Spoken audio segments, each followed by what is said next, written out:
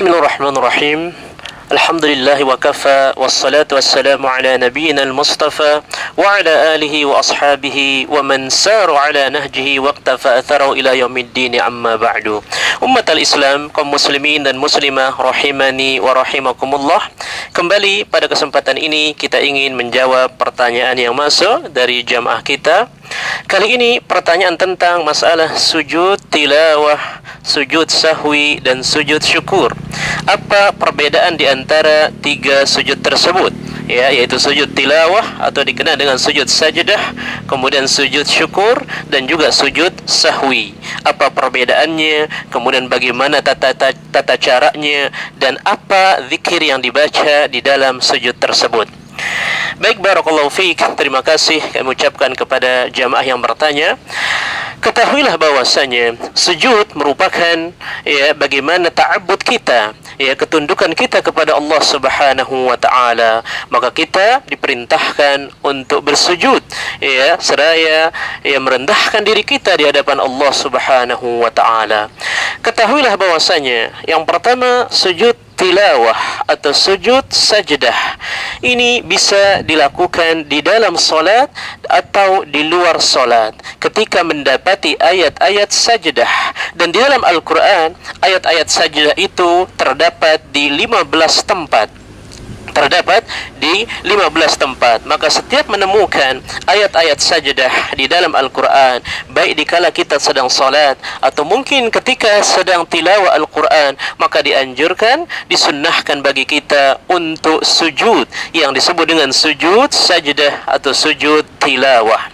Adapun ketika kita salat berjamaah, maka tergantung imam. Apabila imam mendapati ayat sajdah kemudian ia sujud, maka makmum juga harus mengikuti imam untuk sujud tilawah. Namun kalau imam tidak sujud, maka makmum pun tidak boleh bersujud karena makmum harus mengikuti imam. Innama ju'ilal imamu liya'tamma bihi, bahwasanya imam itu dijadikan agar diikuti, bukan diselisihi.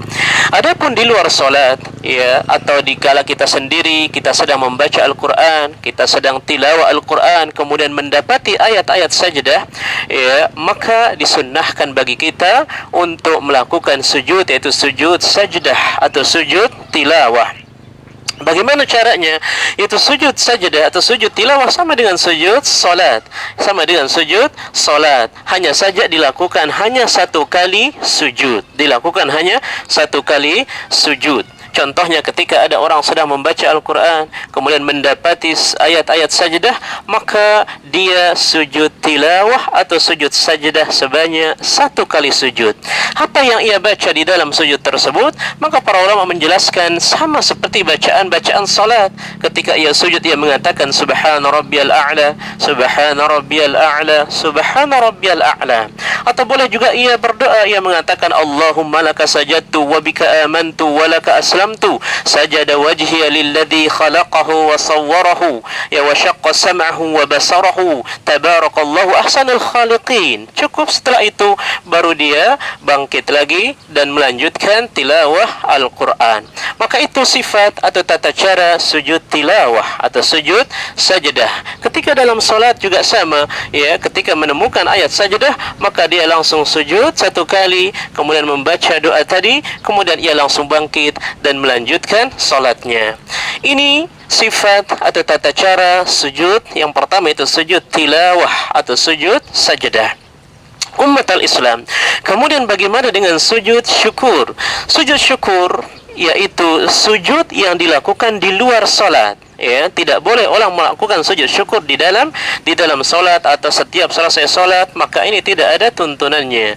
Maka jika ingin sujud syukur, maka ini biasanya dilakukan apabila mendapatkan nikmat, atau ketika ia sembuh dari sakitnya, atau mendapatkan nikmat, maka boleh seseorang untuk melakukan sujud syukur. Sebagaimana Abu Bakar As-Siddiq radhiyallahu taala anhu ketika mendengar bahwasanya Musailamah Al-Kadzdzab telah terbunuh, maka beliau seraya melakukan sujud, seraya bersyukur kepada Allah Subhanahu wa taala atas terbunuhnya Musailamah Al-Kadzdzab. Bagaimana tata cara sujud syukur? Ketika umpamanya kita mendapatkan nikmat atau ketika ada penyakit bala yang diangkat oleh Allah Subhanahu wa taala, maka boleh kita untuk bersujud syukur dan afdalnya menghadap kiblat.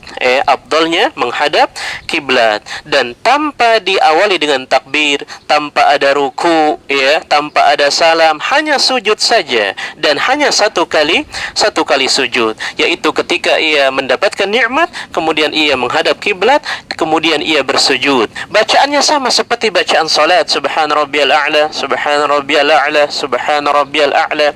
Atau boleh seperti tadi, Allahumma laka sajadtu wa bika amantu wa laka aslamtu, sajada wajha lilladzi khalaqahu wa sawwarahu wa syaqqa sam'ahu wa basarahu, tabarakallahu ahsanul khaliqin. Kemudian setelah itu selesai tanpa ada salam, tanpa ada salam. Jadi sama dengan sujud tilawah, hanya satu kali sujud tanpa ada salam. Baik, ini tentang sujud tilawah atau sujud sajdah dan juga sujud syukur. Yang terakhir yaitu tentang sujud sahwi. Sahwun itu bahasa Arab yang maknanya lupa, atau lalai, lupa dan seterusnya. Maka kalau sujud sahwi maka biasanya itu ada di dalam salat. Ada di dalam salat. Ketika seseorang salat kemudian ia melupakan salah satu rukun dari rukun-rukun salat, maka dia harus melakukan sujud yang dikenal dengan sujud sahwi. Dan sujud sahwi ada dua, ada sujud sahwi sebelum salam dan ada juga sujud sahwi yang dilakukan setelah salam. Adapun sujud sahwi sebelum salam, apabila seseorang yang sedang salat kemudian sebelum ia salam ia ingat bahwasanya tadi ada rukun yang terlewatkan, ada rukun salat yang ia lupakan, atau mungkin rakaatnya lebih, yang seharusnya 4 ternyata dia melakukan 5 rakaat, maka sebelum salam maka dia hendaklah bersujud, yaitu sujud sahwi, dan dilakukan dua kali sujud. Dia sujud pertama subhana rabbiyal a'la, subhana rabbiyal a'la, subhana rabbiyal a'la, kemudian duduk lagi, kemudian sujud lagi subhana rabbiyal a'la, subhana rabbiyal a'la, subhana rabbiyal a'la, baru dia salam. Adapun ketika seseorang selesai solat, kemudian setelah salam baru dia mengingat, baru dia ingat bahwasanya ada rukun, salah satu rukun yang ia lupa, yang ia lupa untuk mengerjakannya, maka dia sujud sahwi, kemudian kemudian dilakukan setelah salam. Jadi contohnya umpamanya dia solat maghrib, ternyata solat maghrib yang ia lakukan hanya 2 rakaat. Begitu tahiyat tasyahud awal, tiba-tiba dia salam, kemudian dia berzikir. Di tengah-tengah zikir dia ingat bahwasanya, dia yakin bahwasanya barusan dia melakukan salat maghrib hanya 2 rakaat. Maka bagaimana caranya? Berarti dia sempurnakan 1 rakaat lagi, kemudian ia salam, assalamualaikum warahmatullahi, assalamualaikum warahmatullahi, baru dia sujud sahwi, sujud subhana rabbiyal a'la, subhana rabbiyal a'la, subhana rabbiyal a'la, duduk lagi, baru sujud lagi subhana rabbiyal a'la, subhana rabbiyal a'la, subhana rabbiyal a'la, baru dia salam. Jadi ini tentang sujud sahwi. Ada yang dilakukan di dalam solat sebelum salam, ada juga sujud sahwi yang dilakukan setelah salam. Jadi tergantung mengingatnya kapan. Apabila ia mengingat rukun yang ia tinggalkan itu di dalam solat sebelum ia salam, maka lakukan sujud sahwi sebelum salam. Tapi kalau dia mengingatnya setelah selesai solat, maka dia sempurnakan kemudian sujud sahwi, kemudian sujud sahwi. Maka ini sifat-sifat tata cara sujud sahwi. Bedanya adalah kalau sujud tilawah dan sujud syukur itu bisa dilakukan di luar solat, Adapun sujud sahwi biasanya Di dalam solat. Ketika ada rukun-rukun yang ia lupa atau kurang atau lebih, maka dia harus melakukan sujud sahwi. Kemudian perbedaannya adalah kalau sujud sahwi harus dia dalam kondisi tahirun, harus dalam kondisi dia sudah berwudu, dia suci.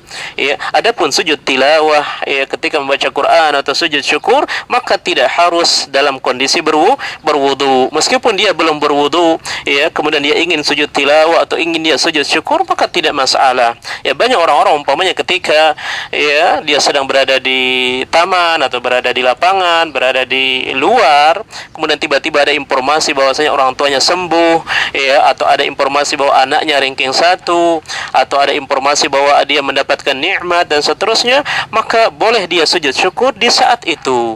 Boleh dia sujud syukur di saat itu, afdalnya menghadap kiblat, meskipun dia belum mengambil air wudu, ya, meskipun dia belum mengambil air wudu. Maka inilah ya perbedaan antara sujud sahwi, ya, sujud syukur dan juga sujud tilawah. Mudah-mudahan ya jawaban yang kami sampaikan ini bermanfaat dan mencerahkan, dan bisa kita ambil manfaatnya sehingga kaum muslimin dan muslimah dapat memahami ya apa perbedaan antara tiga sujud ini, yaitu sujud tilawah atau sujud sajadah, sujud syukur dan juga sujud sahwi. Mudah-mudahan bermanfaat. Barakallahu fikum. Dan bagi kaum muslimin dan muslimah yang ingin bertanya seputar hukum-hukum syariat agama Islam, boleh melayangkan pertanyaannya di nomor WhatsApp di 0819723636. Barakallahu fikum. Wabillahi taufiq wal hidayah. Wa ma taufiquna illa billah. Wassalamu alaikum warahmatullahi wabarakatuh.